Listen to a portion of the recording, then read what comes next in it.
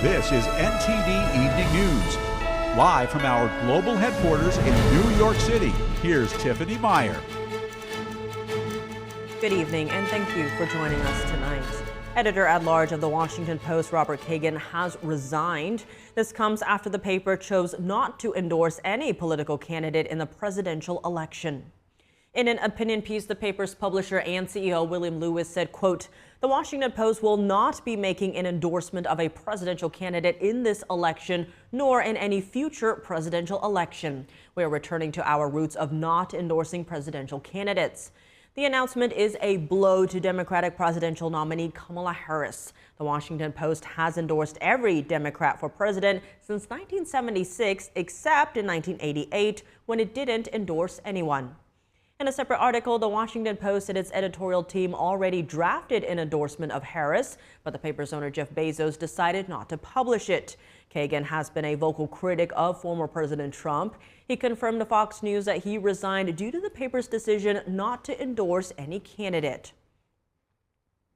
Across the nation, more than 35 million ballots have already been cast. That's according to the University of Florida's election lab.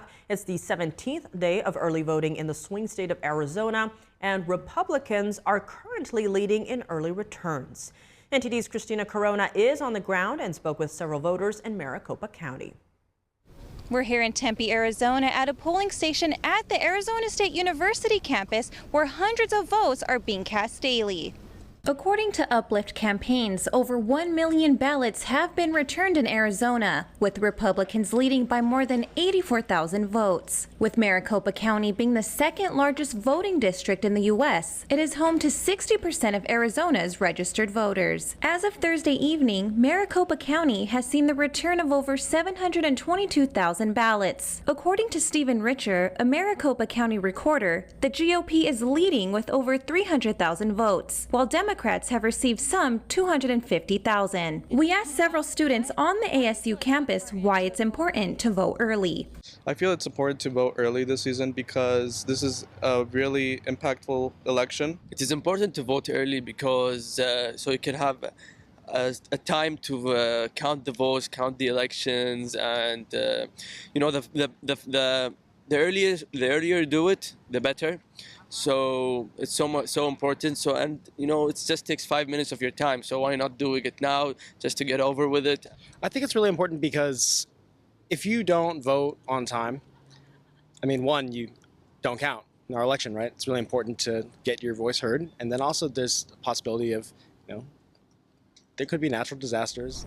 In 2020, the Maricopa County Tabulation and Election Center became a focal point for voters protesting alleged election fraud against Trump. To ensure the safety of election workers and secure processing of ballots, the county installed permanent barbed wire fencing around the building and implemented controlled access points. But this year, officials say there will be a First Amendment zone outside the fenced area where protesters can legally gather and express themselves. We asked voters which policies are most important to them. I'm currently looking forward to Trump's closed borders policy because there's just an influx of migrants that are just coming into this country not effectively or as organized as they should be coming in. I really believe in a woman's rights to choose. A lot of people say that, you know, people are using it as birth control, but I think that in today's day, we have a very unusual dynamic, and I think that we need to put the power in people's hands. If you want to vote early, you still have a chance. There are currently 12 locations across the county for early in-person voting that ends on October 29th. Reporting from Tempe, Arizona, Christina Corona, NTD News. In Virginia, a federal judge has ordered more than 1,600 voter registration to be restored. Today's decision grants a Justice Department request for an injunction. The DOJ claimed the voter registrations were wrongly canceled during the 90-day quiet period mandated by the National Voter Registration Act of 1993. That provision restricts states from making large-scale changes to their voter rolls 90 days before an election. The Justice Department claims the registrations were canceled due to mistakes made on the forms or bureaucratic errors. State officials argue that careful procedures were taken to target non-citizens who identify themselves to the DMV as such. District Judge Patricia Giles said the state can remove non-citizens, but must do so on an individualized basis rather than using a systematic approach. Virginia plans to appeal. President Biden visiting a Native American tribe in a key swing state. It marks a historical first, but also comes as Democrats are seeking to woo Native American voters. NTD's Iris Tao has more from the White House. Fulfilling a promise made nearly 2 years ago, President Biden on Friday paid his first visit as the president to a Native American tribe. Biden also becomes the first U.S. president to formally apologize for the federal Indian boarding schools. Those schools ran for over a century, separating American Indian children from their parents to assimilate them. Tens of thousands of Native children entered the system. Nearly 1,000 documented Native child deaths. I formally apologize as President of the United States of America for what we did. The White House says President Biden has been wanting to make this trip for a while. The visit to the Gila River Indian community also comes less than 2 weeks before Election Day. Arizona is a key swing state, and over 200,000 voting-age Native Americans live in Arizona, which Biden narrowly won in 2020 by just around 10,000 votes. The Harris campaign has ramped up its efforts to court Native American voters, and Vice President Harris visited Gila River land earlier this month. This election is about two very different visions. Former President Trump was also in Arizona on Thursday, though he has yet to visit the Native American communities there. Meanwhile, the Arizona GOP has been trying to make inroads by meeting with the tribal groups there and urging them to vote Republican. Reporting from the White House, Iris Tao, NTD News. Israeli forces say they've struck a Hezbollah commander in Lebanon and a Hamas commander in the Gaza Strip. Meanwhile, Israel's prime minister sends a message to UN forces after Israeli troops reportedly fired at their position. Jason Perry has the latest. Israeli forces released video on Friday showing them striking several terrorist targets in Lebanon, including launchers and even a commander of Hezbollah's elite forces. And Israel also reported killing a Hamas commander in the Gaza Strip. Israel Defense Forces spokesperson Daniel Hagari said that commander took part in the October 7th attacks and was directly involved in the murder and abduction of Israeli civilians. Muhammad Abu Itiwi was a Nukhba commander in the El Burej battalion of Hamas's Central Camps Brigade. Hagari explained that on October 7th, the Hamas commander ordered the attack on young people hiding in this bomb shelter. Hagari also said that Hamas commander was employed by the United Nations Relief and Works Agency, also known as UNRWA. He has also been employed by UNRWA since July 2022. We have the records to prove it. We reached out to UNRWA for comment, but we didn't hear back before airtime.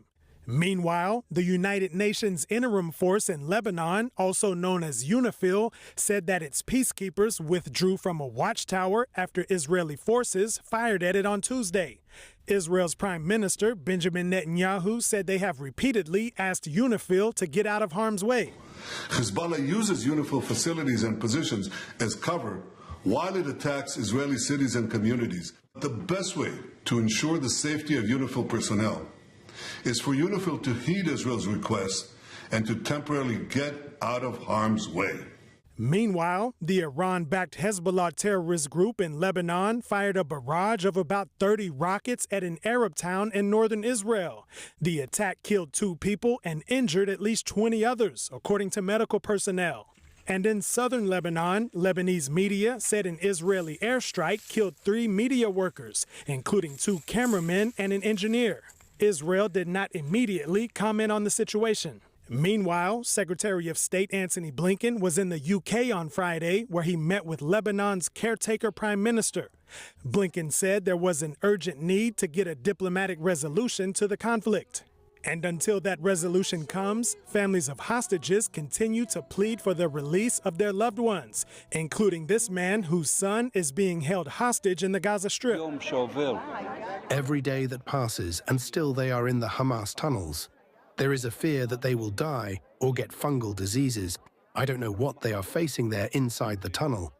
There are still 101 hostages being held captive by Hamas terrorists in the Gaza Strip. Jason Perry, NTD News. Ukraine says Russia will deploy North Korean troops in combat zones as early as this Sunday. Meanwhile, South Korea reports that the North is planning to blow up roads and possibly open fire on the Korean peninsula. NTD's international correspondent Arian Pazdar has the latest on the rising tensions around the globe. This video appears to show North Korean troops being trained in Russia. Ukraine says it intercepted communications from the front lines, in which Russian soldiers can be heard complaining about their new allies. The North Koreans are codenamed the K Battalion. He was just talking about the K Battalion. I asked who gets the weapons and the ammo for them. We got the rations, and from what I hear, the brigade gets it. And a Ukrainian government program published this video appearing to show prisoner camps for North Korean soldiers. It shows the food that's being served, sending the message, whoever wants to live will surrender. And the fighting might start soon. Ukrainian President Volodymyr Zelensky says he received intel reporting that the first North Korean soldiers are expected to be deployed by Russia to combat zones as early as Sunday. Zelensky calls this a clear escalation by Russia. President Vladimir Putin doesn't seem to agree. It is our sovereign decision whether we apply something or not.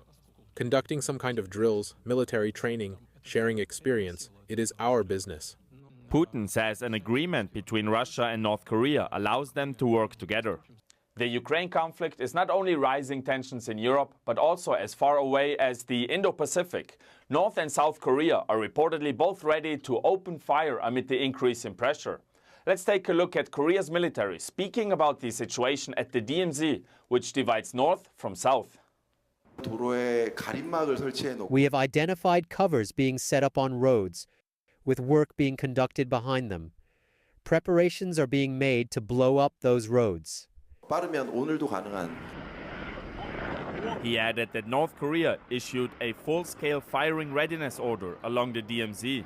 And the South responds by saying it is fully prepared to deal with any type of provocations, possibly taking tensions to an unprecedented level. Arian Pastar, NTD News. Former President Trump and VP Harris are campaigning in the deep red state of Texas today, and Trump will also head to the swing state of Michigan for a rally. We have reporters on the ground at both candidates' events. For the latest on the Trump campaign, we're joined by NTD's Washington correspondent Jack Bradley. Good evening, Jack. Tell us about Trump's schedule today. Good evening, Tiffany. Yes, well, it's a very packed schedule. Of course, he was in Texas earlier today with 2 campaign events, one of which he talked to press, and the other he was on the Joe Rogan Experience, which will be a very interesting podcast. As we know, those are about 2 to 3 hours long, so very much looking forward to that. But here in Traverse City, there are thousands of people standing by. The crowd in this hangar, this airplane hangar, is completely packed in here, almost like sardines. And people are really amped up. We're having speakers right now. And I saw a lady with tears in her eyes earlier when there was a recording of Trump speaking. I walked up to her, ask her, what did Trump say that brought her to tears? She just has this emotional feeling that Trump is going to turn things around for the better and fix a lot of problems. And she agrees with everything he says. Now, as far as the speakers up here, I spoke to one of them before she went up, Tudor Dixon. She's a gubernatorial candidate back in 2022, and she told me why Trump will bring back manufacturing to the state of Michigan. Take a look. I'm just going to talk about, we've got 11 days left in this race. It's more important now than ever to make sure people go out and vote. And they vote for not only peace, but they vote for safety, and they vote with their pocketbooks, which is going to be voting for Donald Trump. As far as Trump, he talked about eliminating or raising tariffs on China, helping bring back manufacturing here in Michigan. What do you think of that position? That's absolutely what we need. We know that the auto industry is moving factories out of the state of Michigan right now. We certainly don't want to see them go to Mexico. We want to see them stay right here in the state of Michigan, and we want to make sure that our auto workers are employed for the long term. Now, while back in Austin and before heading here, of course, Trump talked about illegal immigration and how much it's been harming the country, especially with the alleged murders committed by illegal immigrants. He was standing next to the mother of Jocelyn Nungare. She's a 12-year-old girl who was raped and killed allegedly by 2 Venezuelan gang members back in June. And he talked about increasing the penalties for any illegal immigrant that commits a crime in the U.S., including killing a U.S. citizen or killing a law enforcement officer, increasing the penalty to a death penalty. Here he is earlier. Take a look. They're letting their people out of jails and bringing them right into our country. We're like a dumping ground. But here in Michigan, of course, it's a very important swing state, 16 electoral college votes, and a lot of the crowd's getting fired up to hear Trump's speech, and we'll have that for you right here on NTD in just a bit. Tiff, back to you. All right, Jack, thanks for those updates. A potential elimination of federal income tax is making headlines. This comes after former President Trump floated the idea in a New York City barbershop during a segment on Fox and Friends. In the old days, 1890, 1880, we had so much money they had to set up committees, blue ribbon committees, how to spend our wealth. We had no idea how to spend it with so much money. Then we went to the income tax system, and the rest is sort of history. While citing fiscal practices from the late 1800s, Trump proposed replacing revenue from income taxes with tariffs on foreign goods. A CNBC analysis suggests Trump's economic overhaul could mean lower taxes for more than 90 million Americans. As of now, the former president is planning to cut taxes on tips, overtime pay, and Social Security benefits. He also says he would consider tax exemptions for public service workers.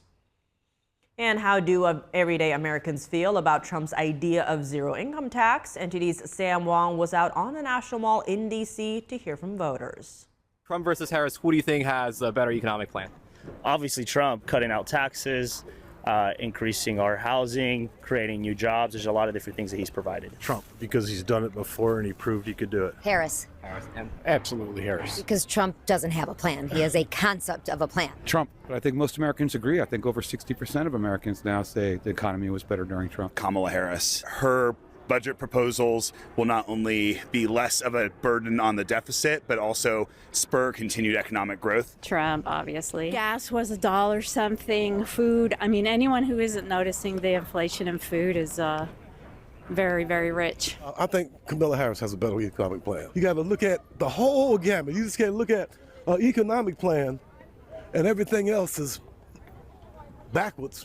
It doesn't balance out. What do you think about the idea of complete elimination of federal income tax? So this idea recently was proposed by Trump on Fox News. What do you think about it? I actually think it's a pretty good idea because for the majority of our country's history, we did not have a federal income tax, yet we had the strongest army in the world, strongest military in the world. There's no way. I have to see it actually what they plan on doing with it. I don't put much merit in it, and it sounds good with no federal income tax, but we're going to pay in another way. I'm a huge supporter of it. The federal government has just gotten too big, and so we could cut away income taxes. It'll put more money in the pockets of regular people, which would actually drive the economy even further. That we're already at almost 100% debt to GDP ratio, and President Trump, if elected, would just exacerbate that issue, and it would be disastrous for every single American. Studying American history more, you start to understand, America was made for the people, not to make the government rich. The U.S. government's the biggest corporation in the world. Joining us now at the Election Data Hub is NTD's Dave Martin. Dave, looking outside the battleground states, are you seeing any others that could become toss-ups in this election? Yeah, after the Biden-Trump debate in June, New Hampshire briefly went from lean Democrat to toss-up. Looks like we could actually be back there. Let's take a look at a recent poll here. This is according to an Emerson College poll. Kamala Harris, a 3-point lead here over Donald Trump, but that is within the margin of error of 3.2%. Now, if you rewind 4 years, Joe Biden won the state by 8 points in 2020. That's approximately 60,000 votes. But according to that poll I just showed you, Trump has got that lead down to 3 points. So, of course, the question is, where is he finding these voters? Now, when you talk about New Hampshire politically, one of the biggest demographics is those voters who aren't Republican or Democrats. And we'll take a look at this. New Hampshire party affiliation, these are among registered voters. 30% registered as Republican, 31 Democrat, but look at this, 39% as neither. So let's take a look at who's been winning those independent voters here. In 2016, when Trump faced off against Hillary Clinton in the state, they're actually even among the independent voters. Now, these margins here are the Democratic nominee versus Donald Trump. 4 years later, though, Joe Biden against Trump had a 27-point lead among the independent voters in New Hampshire en route to winning the state. Now, Kamala Harris, 4 years later, according to the polls, has actually lost 14 points from where Biden had it. Now, that's actually a pretty significant amount. That's 60,000 vote loss here. Now, if you keep in mind in 2020, as I just said, Joe Biden won the state by 60,000 votes, so very significant there. Let's take a look at a couple other demographics here, starting with the male voters. Male voters here in the state of New Hampshire.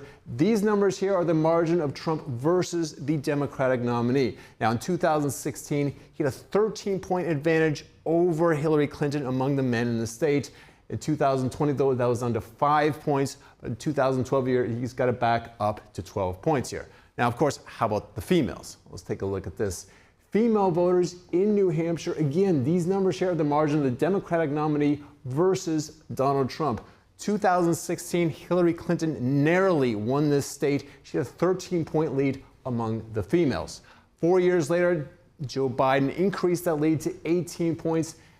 4 years after that, according to the polls, Kamala Harris has mostly maintained that, but I want to say that 1 point loss here is approximately 4,000 votes away from Kamala Harris. Now, keep in mind, in 2016, Hillary Clinton only won this state by less than 3,000 votes, so very significant there. So, New Hampshire, only 4 electoral votes, but that's very, very important in such a close race like it's going to be this year. Back to you at the desk. The federal government is investigating a hacking maneuver tied to the Chinese regime. The FBI and CISA said it targeted commercial telecommunications infrastructure. The two agencies said they immediately notified affected companies, rendered technical assistance, and shared information to assist other potential victims.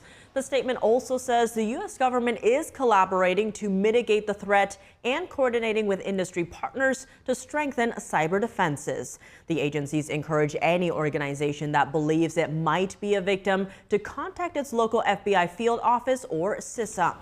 Early this week, Microsoft warned that foreign adversaries, including the Chinese regime, Russia, and Iran, are attempting to influence the November U.S. election, and their efforts may escalate as Election Day nears.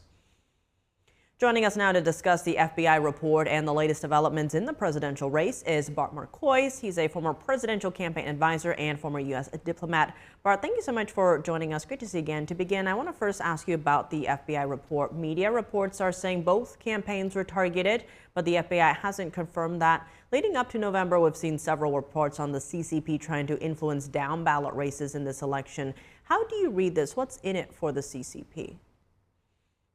Oh, everything. The CCP is heavily dependent on the American economy for their economic growth, and they are looking to dominate the 21st century as America dominated the 20th century. And so they want to find out anything they can about the leadership of this country. They will be looking for ideas on whom the candidates talk to, what the network of people is around each candidate. They'll be looking for information about where they'll be and when they will be there. And of course, they'll be looking for any kind of slip where people will talk about something confidential, some policy matter, some personnel matter. If they can find a way to exercise influence over people that are close to the future president, then that's solid gold for them. And Bart, we are seeing record early voting turnout across multiple states. We're also seeing some big moves in the media. This year, the LA Times and Washington Post choosing not to endorse a presidential candidate. What does that tell you about the state of the race right now? Those two non-endorsements by those two newspapers are a shocking move to me. They indicate a complete lack of confidence in the Harris-Walz ticket. They differ slightly from one another. The Washington Post was a simple, we're not going to endorse anybody kind of decision. The Los Angeles Times was a little more complex. The owner of the Los Angeles Times said, we're not going to endorse anybody, but we will put a side-by-side comparison of the policy platforms and the campaign ideas of the two candidates. The editor-in-chief resigned rather than present a fair side-by-side comparison of the two candidates. So there was a little slight difference there. But in both cases, these are papers that have always endorsed the Democrat candidate for president, going back 30, 40, 50 years, and going back to Richard Nixon times. And to not endorse says, we really cannot stand the Harris-Walz ticket. We don't like Trump either, and we're not going to endorse Republicans, but we really don't like these guys.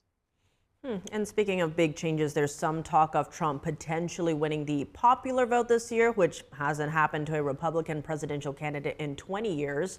What is the likelihood of that happening, do you think? I have been feeling for 2 months that it's likely, and I see the polls shifting now in his favor. The Wall Street Journal poll came out yesterday, day before yesterday, showing him 2 points ahead. There were rumors that it was going to be 3 points ahead, and at the last minute it showed 2. That's a substantial shift, especially for a candidate like Donald Trump, who consistently underpolls or outperforms his polling by anywhere from 3 to 6 points.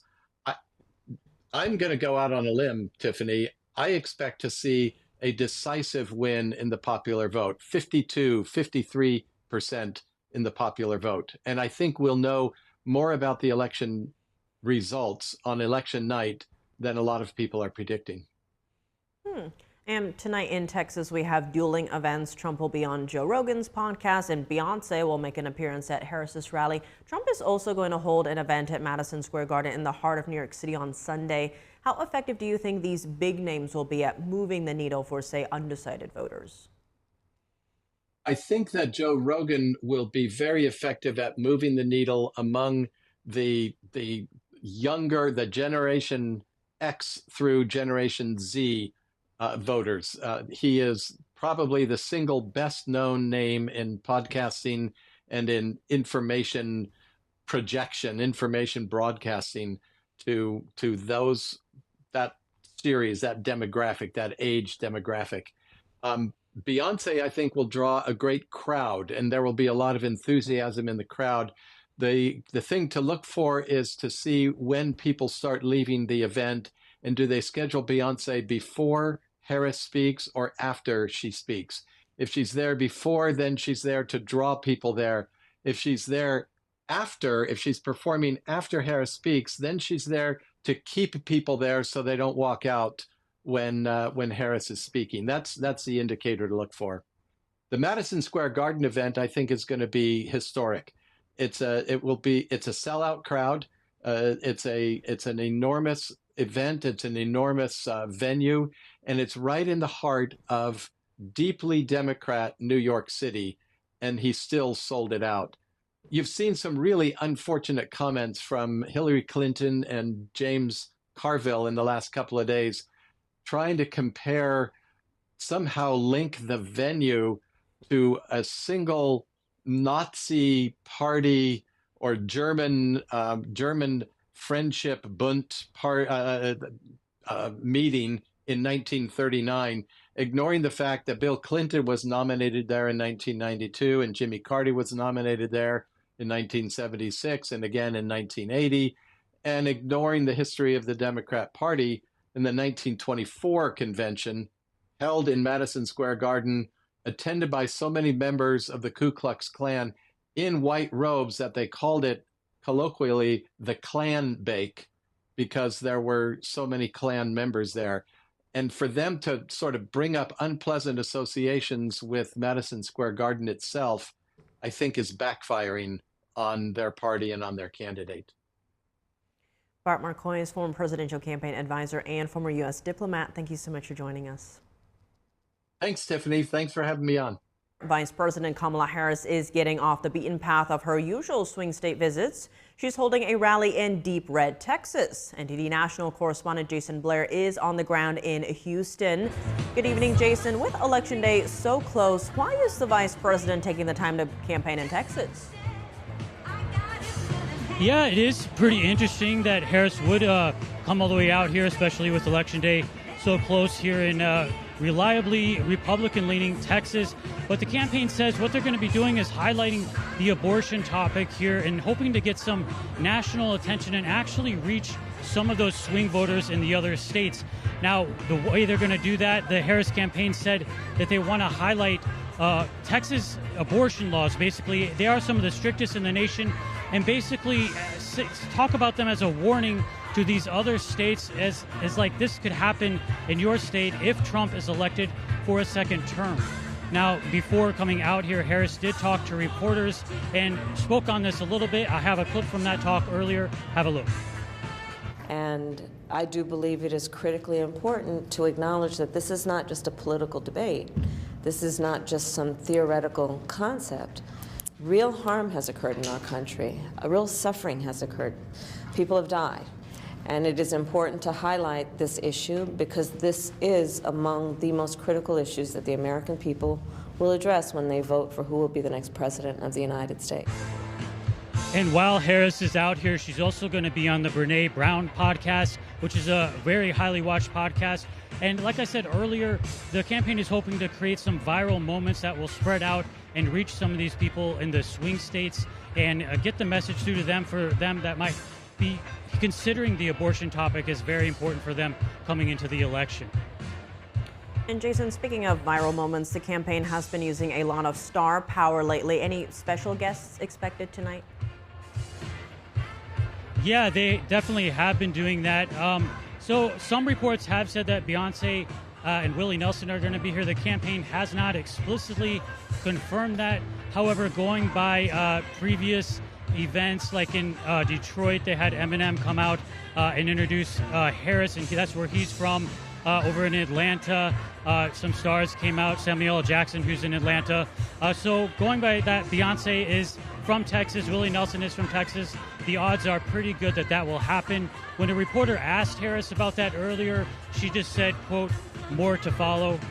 So take that as you will, but the odds are probably pretty good. We'll have some star power here tonight as well. Back to you. All right, Jason, thanks for those updates.